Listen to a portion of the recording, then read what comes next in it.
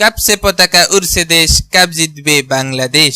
সবাইকে স্বাগতম ভাঙ্গা বাতানির ভাঙ্গি দেব এপিসোডে। কবর খুরসি থুকু খবর পড়ছি মোহাম্মদ বাতেন মিয়া। সবাইকে স্বাগতম রাত ফোনে 14টার বিশেষ বুলেটিনে।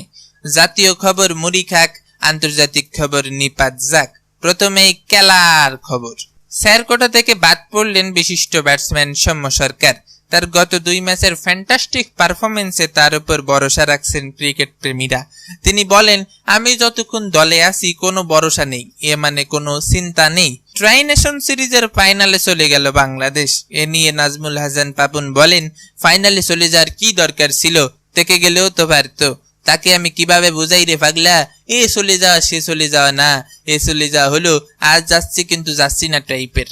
ত্রিদেশীয় সিরিজের ফাইনালে বাংলাদেশ সব ফাইনাল করে দেবে বলে মনে করতেছেন তামিম ইকবাল খান। দরজায় করা নাড়তে নাড়তে দরজার করা ভাঙ্গে ভিতরে ঢুকে গেছে ক্রিকেট বিশ্বকাপ। ক্রিকেট উন্মাদনায় গা ভাসাতে নদীতে ভেসে যাচ্ছেন অনেকেই। তাদেরকে উদ্ধার কর্মীরা এসে আরো নদীর পানিতে শোভাচ্ছেন। শেষ খবর পাওয়া পর্যন্ত নদীর পানিতে ভাসতে ভাসতে বিনা ভিসায় নোয়াখালী চলে গেছেন এক যুবক। এবারে জাতীয় খবর। রোজা রাখি আর না রাখি ইফতারি করা ফরজ কমিটির আহ্বায়ক মখলেস মিয়া এক সেমিনারে বলেন, দেশ দুর্বার গতিতে এগিয়ে চলেছে।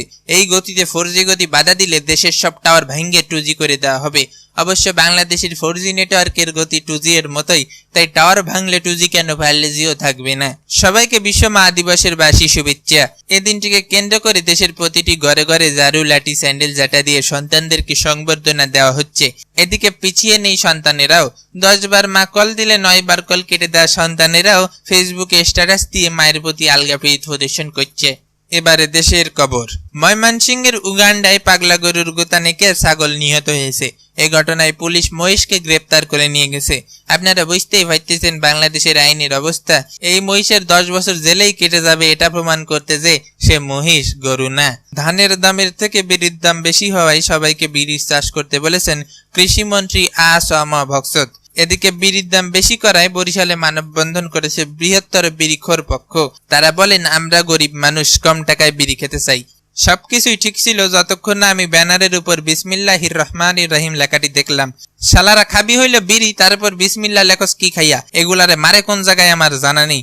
আপনাদের জানা থাকলে কমেন্ট বক্সে আমাকে জানান। আর কমেন্ট বক্সে সুন্দর সুন্দর বিনোদনমূলক কমেন্ট করুন, যাতে করে ভিডিও শেষ হয়ে গেলেও বিনোদন শেষ না হয়। কমেন্ট যারা করবেন তাদের জন্য বিরিয়ানির ব্যবস্থা রয়েছে, আর কমেন্ট যারা পড়বেন তাদের জন্য শেয়ারের ব্যবস্থা করা হয়েছে। এবারে দেশ বিদেশের বিনোদনের সংবাদ। বিয়ের কিছুদিনের মধ্যেই প্রতিবন্ধী হয়ে গেলেন প্রিয়াঙ্কা চোপড়া। তিনি এখন আর কাউকেই চিনতে পারেন না, শুধু আকাশ পানে চাইয়া থাকেন। ধারণা করা হচ্ছে 180 ভোল্টের বৈদ্যুতিক শকে এই অবস্থা হয়েছে তার। গতকাল রাতে আমি অনলাইনে শপিং এ ঢুকলাম, তো সেখানে একজন ক্রেতা কমেন্ট করে বলেন, টি শার্টের কোয়ালিটি কেমন? বিক্রেতা রিপ্লাই দিলেন, ভালো। ক্রেতা তখন বললেন, আপনি তো ভালো কবেননি। ব্যাপারটা আমার কাছে বড়ই হাস্যকর লেগেছে। নোয়াখালীর নিজস্ব পদ্মা সেতুর উপর ব্রিজ নির্মাণের কাজ সমাপ্ত হয়েছে। আগামীকাল থেকেই নদী খননের কাজ শুরু করা হবে। এই গরমে আর এই যুগে যদি কবিগুরু রবীন্দ্রনাথ ঠাকুর বাইসে থাকতেন, তবে তাহার গান হইতো এমন, তুমি সুখ যদি নাহি পাও তব চির সন্ধানে যাও। দুঃখিত, মাফ করবেন, আমার গানের গলা আবার অত্যন্ত চমৎকার না। এদিকে হাতের ইশারায় থেমে যাচ্ছে বিমান। হ্যাঁ, কানে ঠিকই শুনেছেন। কক্সবাজার বিমানবন্দরে বিমানকে হাত দেখিয়ে রানওয়ে পার হন পথচারীরা। সেদিন আর বেশি দূরে নেই যেদিন বাঙালি বিমানের পাইলটকে ডেকে বলবে, ওই খালি যাবা। রাজধানীতে হাতের ইশারায় চলছে গাড়ি। বাতির পিছনে ব্যয় বছরে 12 কোটি টাকা। মূলত কারেন্ট বিল বাঁচাতেই বাতিগুলো জ্বালানো হয় না বলে ধারণা করেছেন বিশেষজ্ঞরা।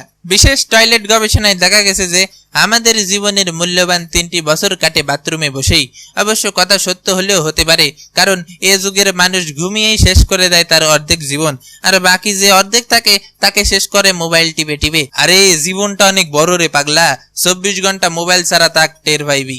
এবারে বাজারে চলে আসলো অ্যাভেঞ্জার্স ইনফিনিটিভ স্টপ। চলে বহুদিন, বেঁচে থাকলে আরো কত কিছু দেখা লাগবে এ জীবনে। বাঁচিতে চাই না আমি এ সুন্দর ভুবনে, রবি কাকুর কাছে আমি যাইতে চাই। গরমের তীব্রতা সহ্য করতে না পেরে বাড়ির মালিকেরা বাড়ির ছাদ খুলে গরু মার্কা ঢেউটিন লাগাচ্ছেন। এতে নাকি গরমের তীব্রতা অনেকটাই কমে যাচ্ছে। এবার থেকে বিনা ভিসায় দেশের 64টি জেলায় ভ্রমণ করতে পারবেন ইউনাইটেড স্টেট অব নোয়াখালীর নাগরিকরা। গত শনিবার নোয়াখালীর প্রধানমন্ত্রী সংসদে এই বিলটি পাশ করেন। এদিকে ঈদ উপলক্ষে সারা দেশে এখন খুশির বন্যা বইছে। আহা কি আনন্দ আকাশে এবং বাতাসে। ঈদে বাড়ি ফেরার লক্ষ্যে এখন থেকেই টিকিটের জন্য মারামারি লেগে গেছে। যদি আপনিও ফিরতে চান বাড়ি, তবে কমলাপুর রেল স্টেশনে যান তাড়াতাড়ি। যদি লক্ষ্য থাকে অটুট, বিশ্বাস হৃদয়ে, হবেই দেখা হবে গ্রামের বাড়িতে। এই ভিডিওটিতে যদি 48 ঘন্টার ভিতরে 15,000 লাইক পড়ে, তবে আমি বাতেন মিয়া কথা দিচ্ছি আবার আসিব ফিরে এই বাংলার তীরে। আর আপনি যদি পাগলা গেমার হন বা গেম খেলতে খুব পছন্দ করেন, পাবজি, ফ্রি ফায়ার অথবা কল অফ ডিউটি, তবে ঘুরে আসুন আমাদের গেমিং উইথ আসিফ ভাইয়ের চ্যানেল থেকে। তিনি অত্যন্ত ফ্যান্টাস্টিক পাগলা গেমার, বিশিষ্ট প্রো প্লেয়ারও বটে। তার সেসব নিনজা টেকনিক দেখুন, শিখুন আর রাতারাতি বনে যান প্রো প্লেয়ার। নিচে ডিসক্রিপশনে চ্যানেলের লিংক দেওয়া আছে। তো আমি বাতেন মিয়া আজকের মতো বিদায় নিচ্ছি। আবারও দেখা হবে পরবর্তী এপিসোডে। সেই পর্যন্ত ভালো থাকুন, সুস্থ থাকুন আর ক্রিকেট উন্মাদনায় ভাসতে ভাসতে চলে যান বুড়িগঙ্গার তীরে। খেলা হবে মামা।